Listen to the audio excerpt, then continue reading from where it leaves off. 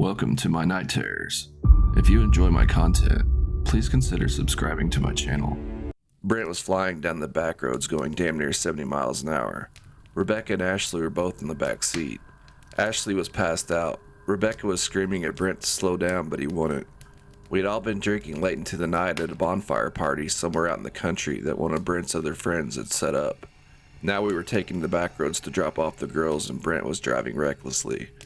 It didn't help that I was encouraging him to do so. I was drunk as a skunk too. This was my car.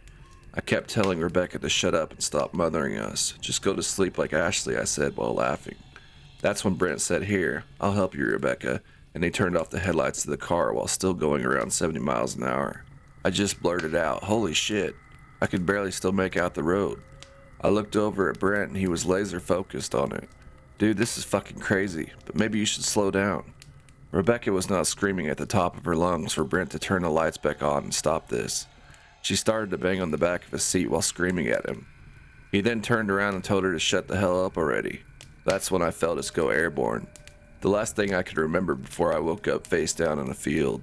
I had been ejected from the car, which I could see had hit a utility post some yards back near the road. Surprisingly, I felt fine and had no visible injuries that I could tell. I ran back over to the vehicles in shock when I saw Brent. The force of his body had completely broken the steering wheel. His head had hit the windshield. He was wheezing and struggling to breathe. His face was unrecognizable from all the blood rushing down it. I started to yell at him, "Please don't die, man, hang in there. I'm going to get help." That's when I felt her hands come down on my shoulder. "Is he going to be okay?" It was Ashley. "Oh my God," I said, "you're alive." I then hugged her and noticed she seemed to be okay too. "I don't think so, he's in pretty awful shape." "Where's your phone? I have to call 9... Ashley started to scream. "Joe, what is going on?" she said, sobbing and pointing at the ground. There, not too far from the car, was Ashley's body laying on the ground in a mangled mess. Her eyes were wide open. She was dead. I just stood there staring at it in disbelief while she kept asking me, Joe, what is that?" She was crying hysterically now, when suddenly she began to glow bright white to the point I couldn't make out any of her features anymore, and she just disappeared right before my eyes. "That figures," a voice echoed behind me. Petrified with fear, I slowly turned around to where I had woken up and saw my dead body lying in the field there. Right beside it, I saw Rebecca. She was always such a good girl. I'm really surprised she even came with us to the party. Well, actually, I'm not.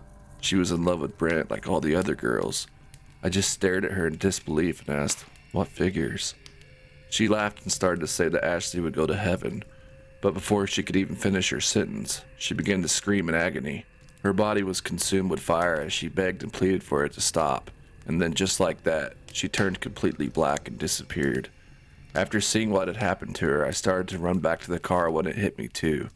I fell on my knees and could feel my entire body starting to burn from the inside out. I cried out in pain. The pain was more than I could take. I could see the flames dancing all around me when everything went dark. The next moment I was seemingly alone. The intense pain was gone. I had no form, just my consciousness. Everything that I could perceive around me was a brilliant color of white. That's when I could hear Rebecca. "Joe, are you here?" "I could hear you speaking," she said. But I wasn't speaking. I had no mouth. "Rebecca, where are you?" "I don't know where I am. I'm surrounded by a white light." "Same here," I said.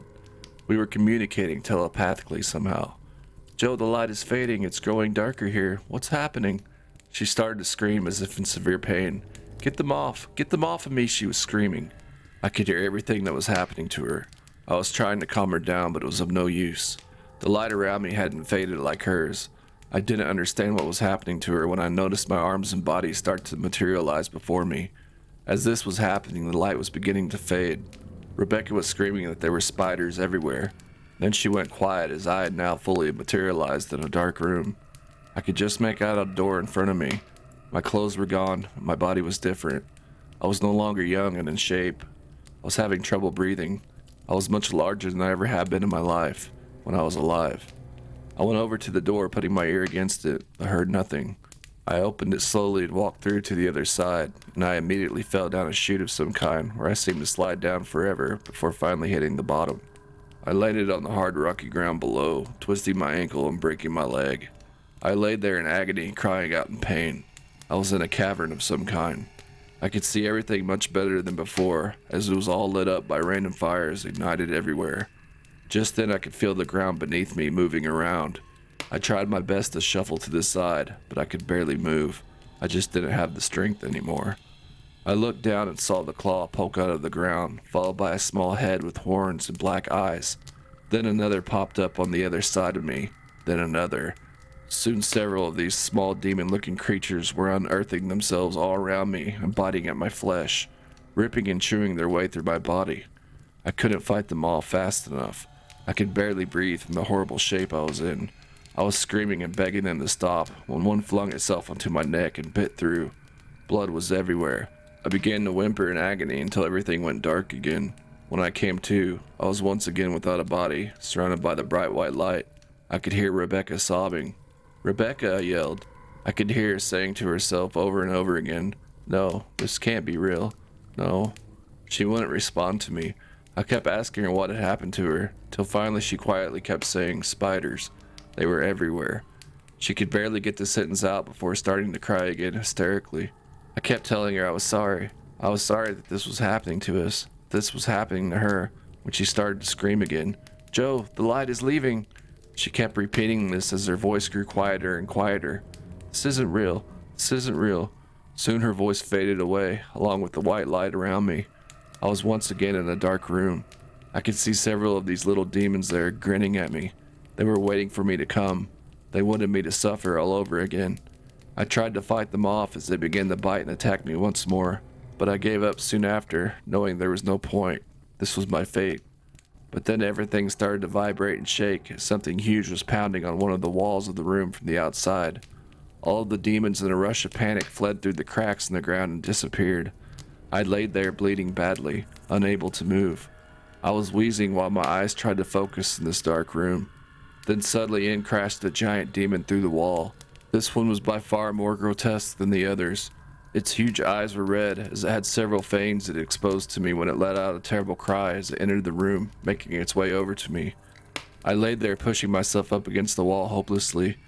Its head hunched over from being so tall. It kneeled in front of me and made a fist with both of its giant claws as it began to come down on my chest with a tremendous force.